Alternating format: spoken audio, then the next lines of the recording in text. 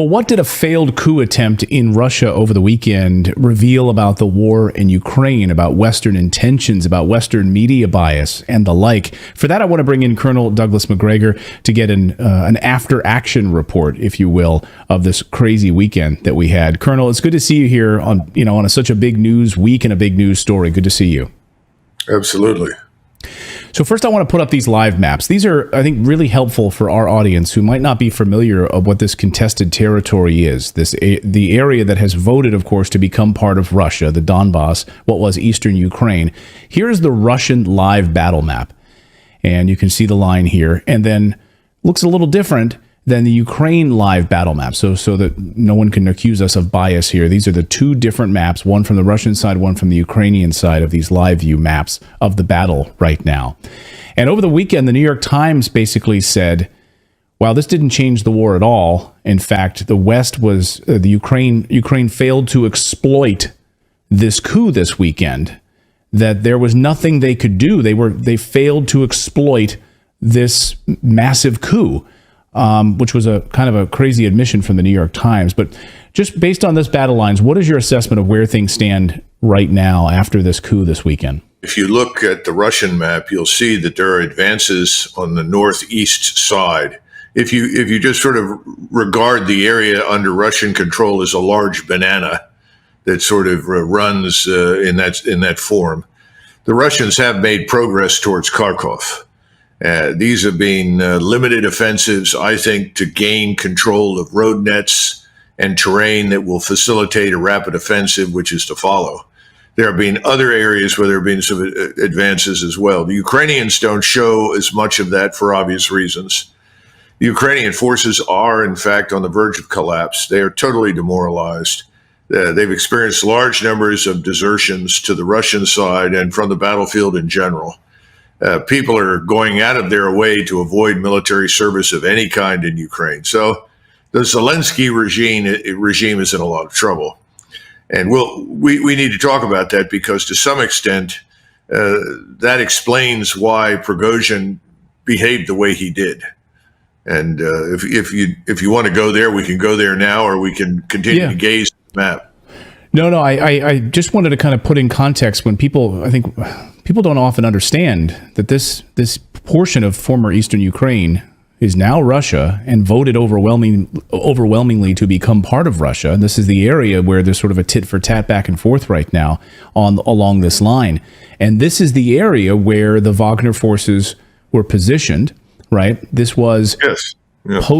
And so Prigozhin then, of course, moves and makes this move over the weekend. Let's dive into exactly why he would have done this, given this timeline. What's your assessment of that? Well, Prigozhin is a complex figure. Certain things need to be understood up front about him and Wagner. First, Americans need to understand that the Wagner Group is really very analogous to the French Foreign Legion.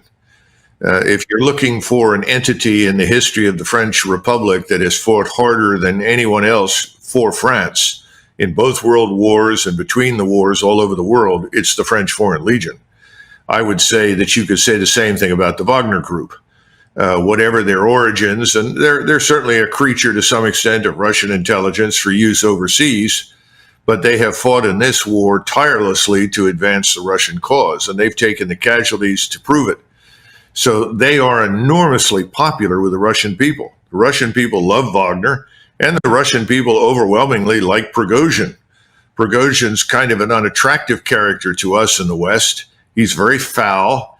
He makes outrageous statements. He exaggerates, and he has exaggerated his own importance on more than one occasion. He is not a professional soldier, but he is seen as a voice that the Russian people strongly support because of his ferocious determination to fight and win this war.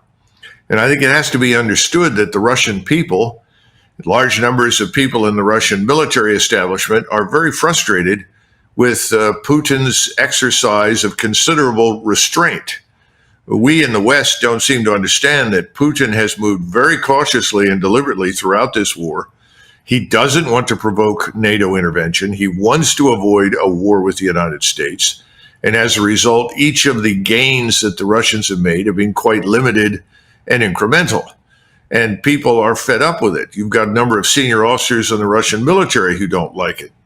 So when you look at the problems that Prigozhin has had with the Russian high command, he's been angry because he said he didn't get enough ammunition, angry because he didn't think his soldiers were being adequately supported. Eventually, Putin intervened. General Surovikin was told, look, you've got to manage this. They're very good troops. Make sure he gets what he needs. And Surovikin is very sympathetic to Prigozhin and his larger views, I think. But Prigozhin decided it wasn't working and it wasn't enough. And I also think he knows he's not a professional soldier, so his ability beyond speaking publicly is limited. And I think he decided, I've got to get President Putin's attention. He needs to understand that the senior ranks need to be shaken up, that we need people with fire in the belly who want to go forward and crush the Ukrainians and be done with it. And so I think he went down to Rostov, where, of course, there was no fighting. If you look at the shots that were made of his discussion in the garden with the deputy chief of staff of the Russian general staff, they were very amicable. And I think these few troops that he sent towards Moscow were not headed there to displace Putin at all. They were there to try and get his attention, deliver the message that we want to fight, we want to end this war, and we want better leadership from the military, not from President Putin. Well, this whole thing got out of control. It looked like something it wasn't. The West celebrated, thinking, oh, finally, somebody's standing up to the evil Putin. It's a lot of nonsense. They're all very supportive of President Putin. And when it became clear what had happened, Lukashenko, who has known Prigozhin for at least 20 years, talked to President Putin, who also knows Prigozhin. He understands what we've discussed. President Putin was furious. He mobilized 30,000 troops in Moscow. He was ready to go down and crush all of this. When the Russian troops that had gone up there from Wagner, or the Wagner Foreign Legion, if you will, put its arms down immediately because they didn't want to kill Russians.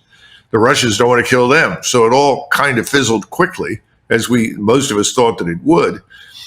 But this is not somebody that you simply stand up against the wall and shoot.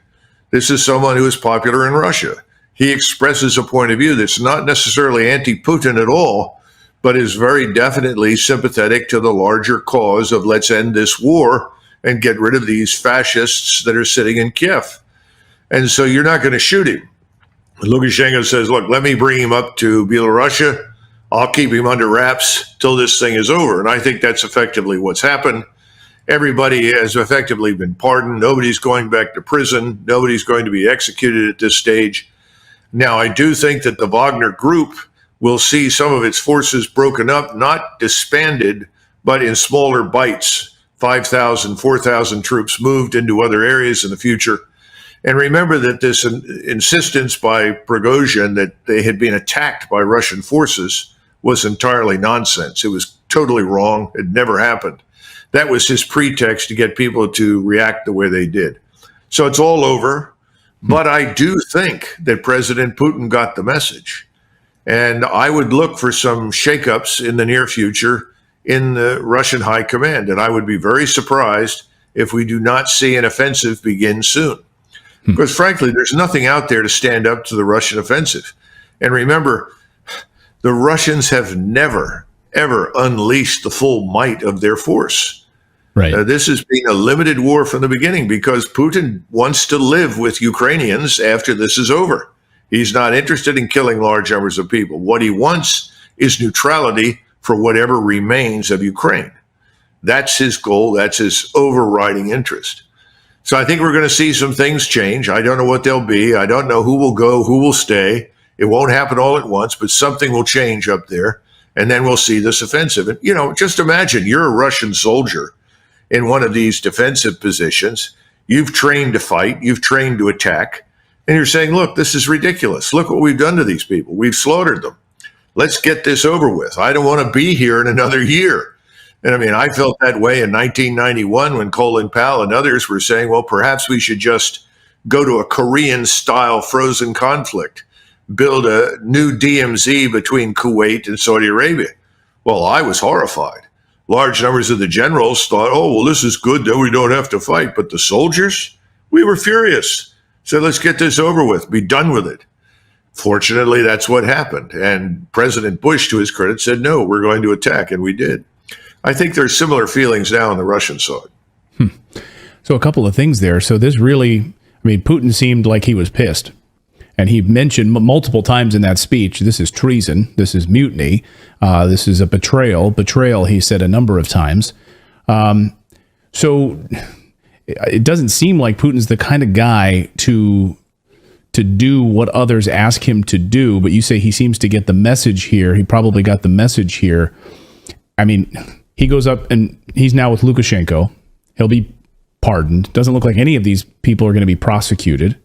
And it's all sort of it was a rough weekend. We had a family dispute. Uncle Larry got a little drunk and it got a little feisty. And that's really what this was. I mean, is at the end of the day, this is how they're going to handle this? Well, look at this from the vantage point of mafia disputes. The five families got into a dispute, but everyone decided very quickly, we don't want a war. The war will be, destructive and self-defeating. And so the bosses backed off, and the big boss said, all right, back off, get back to work, behave yourselves, and you can survive. Remember, Putin right now is much more like the Tsar. And czars have had trouble with people before. I could go back to a long way and find this with Alexander II, Alexander III, Nicholas I. They all had disputes. There were, from time to time, irascible generals who wanted to take sterner action than the Tsar was prepared to take. In most cases, these people were not harmed. They were not imprisoned. They were not jailed. They were sent away and told to shut up and color for a while, but they were not executed. And people should not mistake this for weakness. Russians like this. They like the fact that Putin said, all right, enough's enough. You're not going to be executed. If in fact this had been different, if this had been a real coup attempt, which it was not, if this had been a genuine uprising, which it was not, then the Russian people would expect total annihilation of the enemy. But they know this is not the case. So is this business as usual? No. But it's an important event, and I think the entire Russian population will now look for that determined offensive that they've waited so long for to see an end of this war and an end to Zelensky. Now, there's something else that needs to be brought up. Zelensky has talked in recent days and weeks about effectively destroying or attempting to destroy the Sabotage nuclear power plant. Now, most of the reactors there have been essentially shut down, but he keeps pushing for this. And there is a real fear on the Russian side that he may try to do damage there, release radiation, effectively creating the equivalent of a dirty bomb, try to blame it on the Russians, which people like Graham and Blumenthal and Blinken and the rest of the gang will all stand up and say, see, these Russians did it. Just imagine you've got these very foolish men in the Senate, Blumenthal and Graham, sponsoring legislation that would trigger an immediate nuclear exchange with Russia if something like this were to happen. You have Prigozhin and Russian generals watching this, saying this is terrible. So what's your solution? End the war. Attack. Get this over with. The longer it drags on, the greater the potential for this kind of false flag that could lead to a major war. I think that, too, is in the back of his mind and in the backs of the minds of many senior Russian officers. And so at the end of the day, when you look at this map, you look at this weekend's activities, and the New York Times admitting that they didn't exploit any kind of opening, a weakness on the side of the Russians. In fact, Russians fired over 50 missiles at multiple targets this weekend and weakening other positions. So it didn't appear that there was any weakness to exploit. What does Ukraine do from here? I mean, we see Zelensky now going to call up any active male, any male of able-bodied that will serve. They'll be pulled into the meat grinder. This is like a last gasp here. Oh, I think you've summed it up beautifully. It is a last gasp for Zelensky and his crew and the various people that support him. He hasn't got much rope left, because once this offensive begins and rolls up the rest of eastern Ukraine, I also expect the Russians to cross the Dnieper and go down and seize Odessa. Now, at that point, there may be a pause. And I think Putin will look to the West. I think he's hopeful that the Germans will find a new government. Right now, I think Scholz's position in the polls is below 30% approval. Under normal circumstances, I think they'd have already had a no confidence vote. I think he hopes that that will happen. I don't know what the situation is in France, but every time I talk to my friends there, they talk about Macron as though he's about as popular as the plague. And then finally, you have London. And the most important feature of London is this false news and false narrative that continues to be disseminated in Great Britain, particularly in England, to turn people against Russia. But even there, that narrative is wearing thin, and people are beginning to wonder, why are we doing this? Does this make sense? Especially when you look at the state of the armed forces in all three of those countries, France, Britain, and Germany. What are they going to do? Well, the answer is not much. And then finally, there's Poland. And I think the polls indicate that the Polish population is now no longer enthusiastic about becoming part of a war with Russia. So, Putin wants to exercise restraint. He wants to be patient. He wants these things to happen. In other words, he wants to give time for things to develop. So what happened over the weekend in Russia? Big picture. Well, let's make sure we understand what did not happen. This was not a coup d'etat. This was not an attempt to remove Putin. I think Mr. Prigozhin, who is a well-known irritant to the high command in the Russian military, decided that he would make a spectacle of things because Wagner Group is under threat of dissolution. There are a number of legal issues involved, but originally Wagner was invented by the intelligence community to go overseas, to give the Russian state a certain amount of plausible deniability, but to operate primarily beyond Russia's borders. Obviously, Wagner has come back and has fought inside Russia. And he wanted to make sure that Wagner survived. Now, I'm not sure that it will, certainly not in the form that it once did, but that was one of his motives. The second motive, I think, which is important, is that he's fed up, as many people are, to be perfectly blunt, with the Russian high command. He thinks that the war should be prosecuted much more violently, much more aggressively, and that it is in the interest of the Russian people to bring this war to a close as quickly as possible. So in his mind, he was sending a contingent to Moscow to signal to Putin, look, we're serious, we want to survive, and we want to win this war. I think some of the soldiers in Wagner were actually under the impression that they were going to rescue Mr. Putin. They certainly did not see themselves as removing the man at all. And clearly there was nobody out there supporting Mr. Prigozhin in any sort of attempt to remove Putin. I think everyone was somewhat shocked by what Prigozhin did, although given his past antics, I'm not sure they should have been.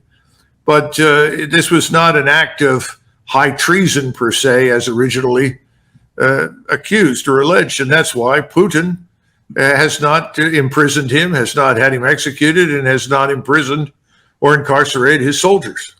Is it fair to say that through intelligence sources, Putin knew what you've just characterized to us? He knew this was not a threat to his regime. He knew they meant no violence. He knew this was just another antic by his, as you call him, principal irritant. I don't know that that's the case. I think initially he was also taken aback by this action. I mean, you bring several thousand troops with you to Rostov, to the scene of the theater headquarters, and then you send a contingent north towards Moscow. It was frightening enough, or at least concerning enough, that 30,000 troops in the Moscow garrison were alerted. The Ministry of the Interior Division, along with a motorized rifle division and a tank division, they're all there.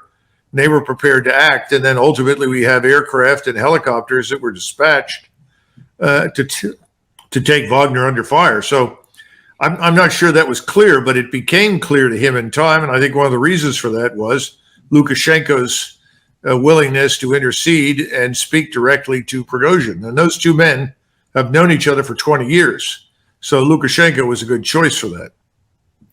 And even though, and we'll see this when I read some of Prigozhin's statements in a moment, he makes a point that no one on the ground was killed. His people took out 12 Russian helicopters and killed 20 people aboard them. Well, I don't know about the numbers of helicopters, but he did not want to shed any Russian blood. That's quite clear. And when it became clear that that might become unavoidable, he halted the whole thing.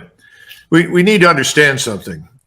This is Russia. This is not the United States. This is not the West. Prigozhin and the Wagner Group are extremely popular inside Russia. The Wagner Group is the contemporary Russian equivalent of the French Foreign Legion. Whatever these men have done in the past, like the French Foreign Legion, they have fought with distinction for the Russian state and people. They are Russian patriots. If you try to undertake any action against the French Foreign Legion, the whole French country will stand up against you. They all love the Legion. This is also true in Russia. And so Putin had to consider carefully what was really happening, and he listened. And I think Putin has demonstrated he's absolutely not Stalin, because we know what would have happened under the Soviets. He's very much like a czar. He recognizes these people are patriots, and he's taken the appropriate actions. And we'll see how it ultimately turns out. But there's no threat to Putin. Putin is firmly in control. We can talk about what he may need to do now, though, to strengthen his position. Before we get to that, and to your point about the popularity of the Wagner Group, here's a series of clips taken by the American independent video journalist who's been on this show, Patrick Lancaster. These are clips taken in Rostov-on-Don and of Mr. Prigozhin as he's leaving Rostov-on-Don in some sort of a vehicle. I'll narrate because there are subtitles. Yeah,